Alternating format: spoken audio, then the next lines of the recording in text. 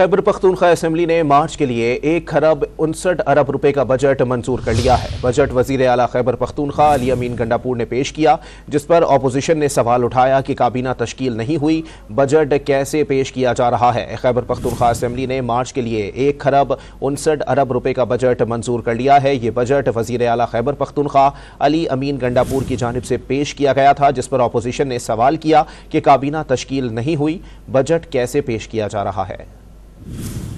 आपको बताएं कि खैबर पख्तूनख्वा असेंबली ने मार्च के लिए 1 खरब 59 अरब रुपए का बजट मंजूर कर लिया है। ये बजट वजीर आला खैबर पख्तूनख्वा अली अमीन गंडापुर की जानिब से पेश किया गया था, जिस पर अपोजिशन का एतराज़ सामने आया है। अपोजिशन ने सवाल उठाया कि काबीना तश्कील नहीं हुई, बजट कैसे पेश किया जा रहा है। डॉक्टर इबाद ने कहा कि वजीर आला नहीं, पूरी काबीना हुकूमत कहलाती है। खैबर पख्तूनख्वा असेंबली ने मार्च के लिए 1 खरब 59 अरब रुपए का बजट मंजूर कर लिया है। ये बजट जो है वो वजीर आला खैबर पख्तूनख्वा अली अमीन गंडापुर की जानिब से पेश किया गया था, जिस पर अपोजिशन ने सवाल उठाया है कि काबीना तश्कील नहीं हुई, बजट कैसे पेश किया जा रहा है।